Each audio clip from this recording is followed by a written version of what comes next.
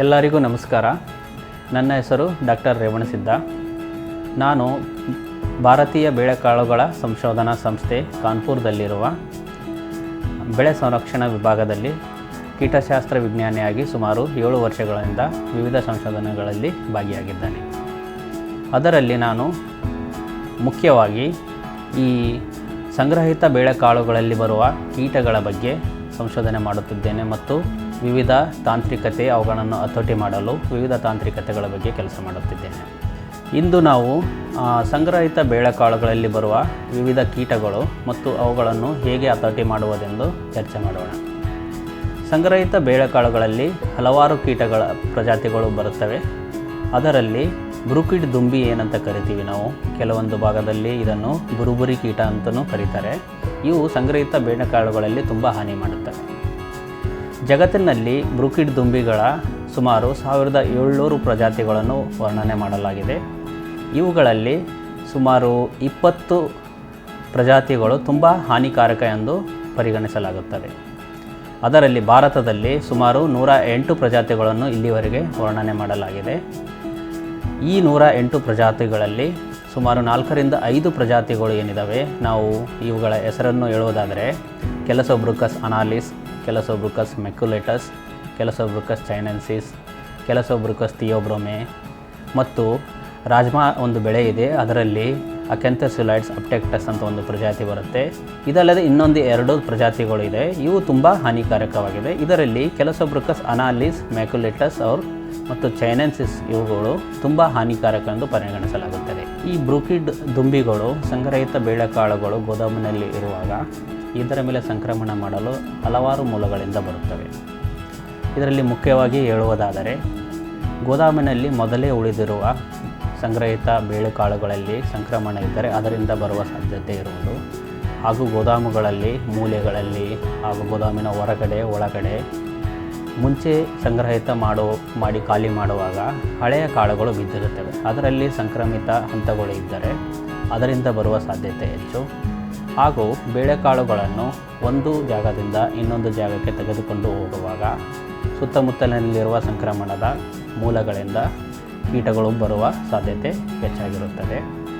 ಇದಲ್ಲದೆ ಗೋದಾಮಿನಲ್ಲಿ ಅಥವಾ ಸಂಗ್ರಹಣಾ ಮನೆಗಳಲ್ಲಿ ನಾವು ಬಳಸುವ ವಿವಿಧ ಸಾಮಗ್ರಿಗಳಲ್ಲಿ ಈ ಕೀಟದ ನಿಶ್ಚಲ ಹಂತಗಳು ಇರುತ್ತವೆ. ನಾವೇನು ಇಂಗ್ಲೀಷ್ನಲ್ಲಿ ರೆಸ್ಟಿಂಗ್ ಸ್ಟೇಜಸ್ ಅಂತ ಹೇಳ್ತೀವಿ, ಆ ನಿಶ್ಚಲ ಹಂತಗಳು ಇದರಲ್ಲಿ ಇರುತ್ತವೆ. ಒಂದು ಸಾರಿ ಇವುಗಳಿಗೆ ಬೇಳೆಕಾಳುಗಳು, ಹೊಸ ಬೇಳೆಕಾಳುಗಳ ಆಗಮನ ತಿಳಿದರೆ ಅಲ್ಲಿಂದ ಸಂಕ್ರಮಣ ಆಗುವ ಸಾಧ್ಯತೆ ಇರುತ್ತದೆ.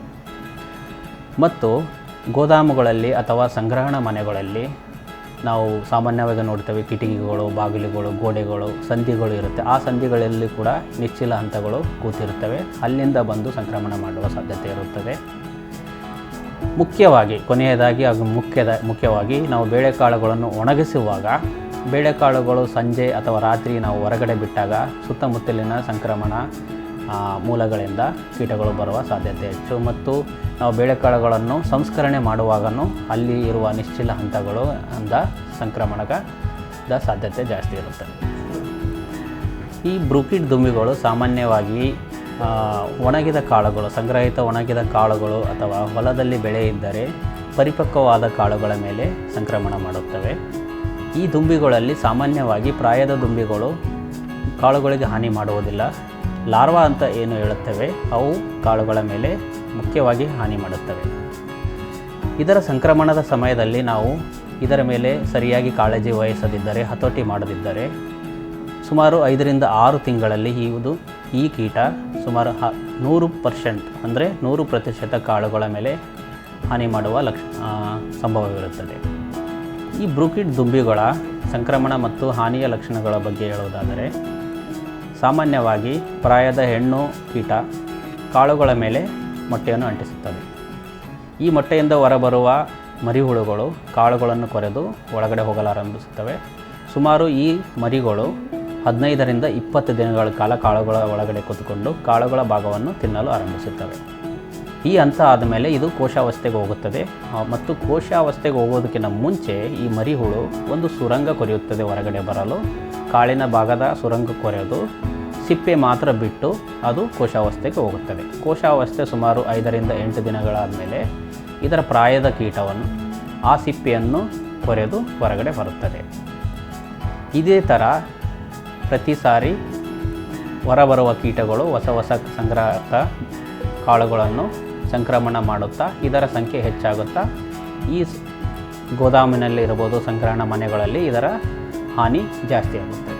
ಈ ಬ್ರೂಕಿಡ್ ದುಂಬಿಯ ಸಂಕ್ರಮಣದ ಮೂಲಗಳಲ್ಲಿ ಅತಿ ಮುಖ್ಯವಾದದ್ದು ಹೇಳುವುದಾದರೆ, ಈ ಬ್ರೂಕಿಡ್ ದುಂಬಿಯು ಹೊಲಗಳಲ್ಲಿ ಯಾವಾಗ ಬೆಳೆ ಕೊನೆಯ ಹಂತ ತಲುಪುತ್ತದೆ, ಕಟಾವು ಸಮಯದಲ್ಲಿ ಈ ಬೇಳೆಕಾಳುಗಳ ಕಾಯಿಗಳಲ್ಲಿ ಕಾಳುಗಳು ಪೂರ ಪರಿಪಕ್ವ ಅಥವಾ ಒಣಗುವ ಹಂತ ತಲುಪಿದಾಗ ಈ ಪ್ರಾಯದ ಹೆಣ್ಣು ಕೀಟವು ಈ ಕಾಯಿಗಳ ಮೇಲನ್ನು ಮೊಟ್ಟೆಯನ್ನು ಅಂಟಿಸಿ ಅಲ್ಲಿಂದ ಮರಿ ಹುಳು ಒಳಗೋದಾಗ ನಾವು ಏನು ಮಾಡ್ತೇವೆ ಅಂದರೆ, ನಾವು ಸ್ವತಃ ಈ ಬೆಳೆಗಳನ್ನು ಕಟಾವು ಮಾಡಿ ಧಾನ್ಯಗಳ ಸಮೇತ ಈ ಕೀಟಗಳನ್ನು ನಾವು ಸಂಗ್ರಹಿತ ಮನೆಗಳಿಗೆ ಅಥವಾ ಗೋದಾಮುಗಳಿಗೆ ತರುತ್ತೇವೆ.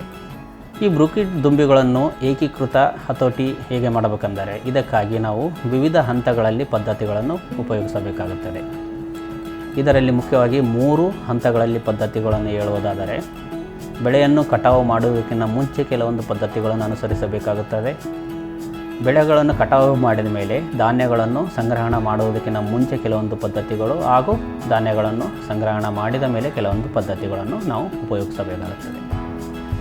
ಬೆಳೆಯ ಕಟಾವಿನ ಮುಂಚೆ ಪದ್ಧತಿಗಳ ಬಗ್ಗೆ ಹೇಳುವುದಾದರೆ, ನಾವು ಬೆಳೆಗಳನ್ನು ಸರಿಯಾದ ಸಮಯದಲ್ಲಿ ಕಟಾವು ಮಾಡಬೇಕು.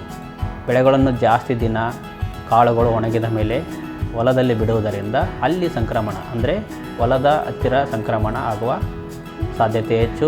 15ರಿಂದ 20 ದಿನ ಜಾಸ್ತಿ ಬಿಟ್ಟರೆ ಅವುಗಳ ಒಂದು ಜೀವನ ಚಕ್ರ ಮುಗಿದರೆ ಪ್ರತಿಶತ 10ರಿಂದ 20% ಸಂಕ್ರಮಣ ಮತ್ತು ಹಾನಿಯಾಗುವ ಸಾಧ್ಯತೆ ಇರುತ್ತದೆ.